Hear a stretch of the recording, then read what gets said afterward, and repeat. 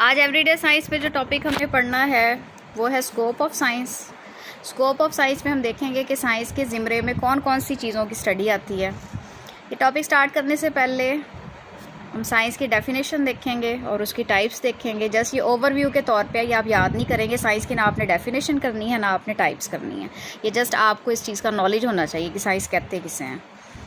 Science is the systematic study, systematic बोलते हैं step by step को, of the nature and behaviour of the material and physical universe.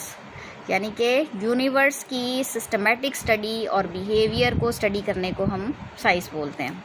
किस बुनियाद पे? On the basis of facts, observations, experiments and measurements.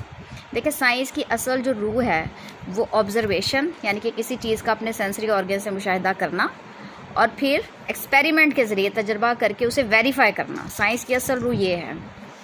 Science is one of the greatest blessings for man kind. अगर हम अपनी रोज़मर्रा ज़िंदगी पे नज़र दौड़ाएँ तो साइंस के बगैर हमारी ज़िंदगी का हम तसव्वुर भी नहीं कर सकते। टाइप्स ऑफ साइंसेज, ये मेन कैटेगरीज मैंने लिखी हैं। फिज़िकल साइंसेज में हम फिज़िक्स, केमिस्ट्री, एस्ट्रोनॉमी और अर्थ साइंसेज स्टडी करते हैं। जियोलॉजी भी बोलते हैं अर्थ साइंसेज को। लाइफ साइंसेज में हम लिविंग ऑर्गेनिजम्स की स्टडी करते हैं। बायोलॉजी, बॉटनी पौधों की स्टडी को कहते हैं। ज़ूलॉजी जानवरों की स्टडी को कहते हैं। अप्लाइड साइंसेज में हम इंजीनियरिंग, यानी कि साइंसी अलूम को हम जो प्रैक्टिकल लाइफ में इम्प्लीमेंट करें तो, and health care.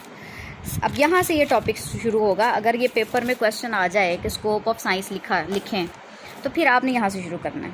Science is a way to explore nature. Science एक ज़रिया है जिसके ज़रिए हम नेचर की खोज लगा सकते हैं for understanding secrets of universe, ताकि हम कायनात के जो राज हैं वो जान सकें। Science is a multi discipline field, यानी कि इसमें कई ब्रांचेज हैं साइंस की जो हम स्टडी करते हैं। इसकी कई फील्ड्स हैं, जैसे एग्रीकल्चर, ज़राअत, एस्ट्रोनॉमी, आसमान पे जो ऑब्जेक्ट्स हैं उनकी स्टडी को कहते हैं। ज़ूलॉजी जानवरों की स्टडी को कहते हैं। बॉटनी जो है वो परिंदों की स्टडी कहलाती है। केमिस्ट्री जो है वो मैटर और उसके स्ट्रक्चर की, केमिकल कंपोजिशन की स्टडी को कहते हैं। अर्थ साइंसेज, जिसमें हम अर्थ को स्टडी करते हैं। जियोलॉजी इसी को बोलते हैं। Environmental sciences, aqua sciences, electronics, pathology. Pathology is the study of disease causing micro organisms, यानी कि वो माइक्रो ऑर्गेनिजम्स यानी कि बैक्टीरिया और वायरसेस जो हमारी बॉडी में डिजीज़ प्रोड्यूस करते हैं। Nuclear physics, forensic sciences, biostatistics, computer technology. तो ये जितनी भी फील्ड्स हैं ये साइंस के ज़िम्मे में आती हैं। Science deals with the interaction of bodies with outside forces. इसमें हम जो गिवन सब्सटेंस है उसके आउटसाइड फोर्स के साथ इंटरेक्शन को स्टडी करते हैं। इवन के साइंस का जो स्कोप अब इस कदर वसी हो गया है कि मॉडर्न साइकोलॉजी और डिसीजन मेकिंग को भी अब साइंटिफिक रंग में देखा जाने लग गया है।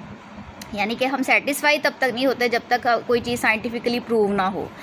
पहले जो तवाहम परस्ती का दौर था वो बहुत पीछे रह चुका है। अब जो मॉडर्न दौर है ये साइंटिफिक एरा है। We are all around surrounded by wonders of science. तो ये स्कोप ऑफ साइंस यहाँ तक आप लिखेंगे। उसके बाद लिमिटेशंस हैं। लिमिटेशंस की साइंस की लिमिटेशंस मीन्स कि साइंस की हद क्या है। एक पर्टिकुलर लेवल तक तो आप साइंस से फ़ायदा उठा सकते हैं, लेकिन साइंस की अपनी भी कुछ लिमिटेशंस हैं और मैंने यहाँ पे 5 लिमिटेशंस लिखी हैं। उसको मैं बारी बारी एक्सप्लेन करती हूँ। स्टूडेंट, सबसे पहले कि ये है कि साइंस इंसान की अखलाकी तरबियत नहीं कर सकती। जो हमारी रिलीजियस, मॉरल, एथिकल वैल्यूज़ हैं वो साइंस के ज़िम्मे में नहीं आती। Science can not teach moral and ethical values. Moral और एथिकल अखलाकी वैल्यूज़ इक़दार को कहा जाता है। It can not solve problems of crimes and drug addiction, कि माशरे में जो जराइम हो रहे हैं, ड्रग एडिक्शन है, नशे की लत है, शराब नोशी है, ये उसको सॉल्व नहीं कर सकती। साइंस हैज़ नो कंसाइंस, यानी कि साइंस का अपना कोई ज़मीर नहीं है। No feelings, no judgement. इसमें साइंस में कुछ भी राइट या रॉन्ग नहीं होता। ये जस्ट आपको फैक्ट्स और फिगर्स बताएगी। उसको ये नहीं पता कि ये राइट है, रॉन्ग है, मॉरली इखलाकी तौर पे आई ये चीज़ सही है। यानी जैसे कंप्यूटर जो है वो साइंस की एक वंडरफुल इजाद है। अब वो सही तौर पे हम इस्तेमाल कर रहे हैं या उसका गलत फ़ायदा उठा रहे हैं, ये हमारी अपनी चॉइस है। नो सिंपथीज़, ये किसी एक के लिए कोई हमदर्दी नहीं रखती। ये इसके लिए नज़र में सब इक्वल हैं। Science does not make ethical और moral judgements. There is no good और बैड, राइट और रॉन्ग इन साइंस। ठीक है, इसने जो इन्वेंशंस, जो जितनी भी साइंटिफिक इन्वेंशंस हैं उसको आप अच्छे तरीके के लिए इस्तेमाल कर लें, अच्छे मकसद के लिए कर लें, बुरे मकसद के लिए कर लें, ये इंसान की प्योर अपनी चॉइस होती है। साइंस बजाते खुद कभी भी जजमेंट नहीं करती। Science can not teach religious values, या आपकी मजहबी इक़दार को आपको नहीं सिखा सकती। It can not build moral character of a man.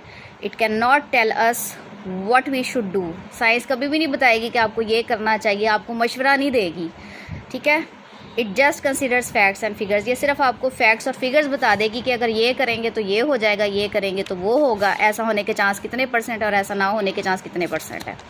It is our choice regarding what we should do. कुछ भी करने से पहले ये हमारी अपनी ज़ाती फैसला होता है कि हमें ये करना चाहिए या नहीं, and what not. Science will tell us only how to do it. कोई भी अगर हम स्टेप लेना चाहें तो साइंस सिर्फ हमें ये बताती है कि ये किस तरह लेना है, और उसके आउटकम्स बताती है कि अगर हम ये करेंगे तो उसके क्या नतीजे होंगे। फैक्ट्स एंड फिगर्स के ज़रिए ये कभी आपको खुद बोल नहीं सकती कि आप ये करें और ये ना करें। ये प्योर इंसान की अपनी विल पे होती है।